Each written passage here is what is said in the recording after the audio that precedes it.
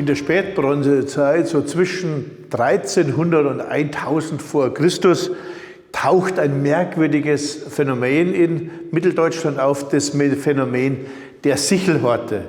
Wir haben ja schon kennengelernt, dass es in der Frühbronzezeit, etwa von 2000 bis 1600 vor Christus, riesige Beilhorte gab. Diese Beilhorte repräsentierten sicherlich Krieger.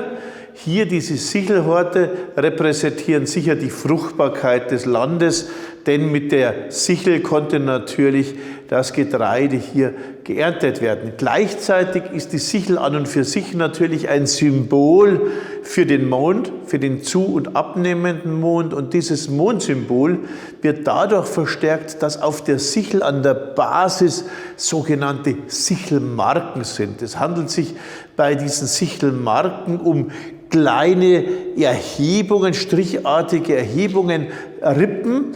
Und der Kollege Sommerfeld, ein wunderbarer Archäologe, hatte hier das Ganze entziffert in einer wirklich fantastischen Arbeit und herausgefunden, dass diese Sichelmarken an der Basis sozusagen das älteste Schriftsystem Mitteleuropas sind. Es ist ein Zeichensystem, wo jeder dieser Striche entweder 1 kennzeichnet oder dann 5, je nachdem, was angebracht ist. Und so kann man ganz einfach 1, 2, 3, 4, 5 ausdrücken oder dann 5, 10, 20, 25 und so weiter. Die Zahlen enden auf diesen Sicheln bei 29, was diese mondförmige Sichelform wieder mit dem Mond tatsächlich verbindet. Denn der synodische Mondumlauf liegt ja bei 29 Tagen und es zeigt uns, dass die Sichel sozusagen für den prähistorischen, bronzezeitlichen Menschen den Mond symbolisierte. Der Mond, der natürlich mit der Fruchtbarkeit in Einklang zu bringen ist, genauso wie die Sonne, das Gestirn, das regelhaft immer wieder auftritt. Und natürlich als Symbol der Sichel, die die Fruchtbarkeit gewinnt und erntet, eine optimale Verschmelzung eintritt. Insofern ist natürlich dieses Opfer der Sichel ein spiritueller Akt. Gleichzeitig zeigt es aber eine soziale Realität. Möglicherweise ist jede einzelne Sichel von einem erwachsenen erntenden Mitglied der Gemeinschaft eingebracht. Das heißt, jede Sichel würde eine Person repräsentieren. Wir hätten also bei diesen Sichelhorten von Frankleben, es sind 3 Töpfe mit Sicheln, nicht nur einer, wie hier dargestellt, wir hätten also bei diesen 3 Töpfen von Frankleben 242 Personen repräsentiert. Sollte jede Sichel etwa die Familie repräsentieren, würden diese Sichel noch sehr viel mehr Menschen repräsentieren.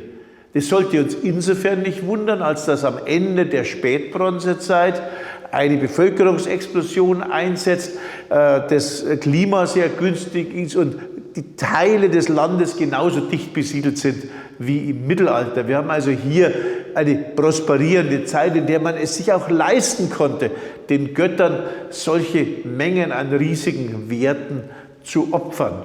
Und für die Religion waren die Menschen immer bereit, große Opfer zu bringen.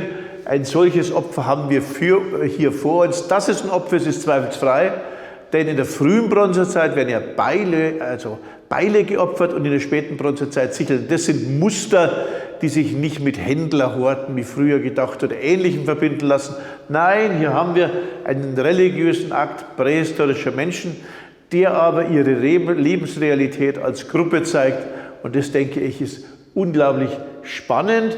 Am wichtigsten und bedeutendsten ist natürlich dieser frühe Nachweis einer gewissen Form von Schriftlichkeit, von Zeichen, die eine Schriftlichkeit repräsentieren. Das ist sensationell und das zeigt uns, dass wir diese prähistorischen Menschen tendenziell unterschätzen.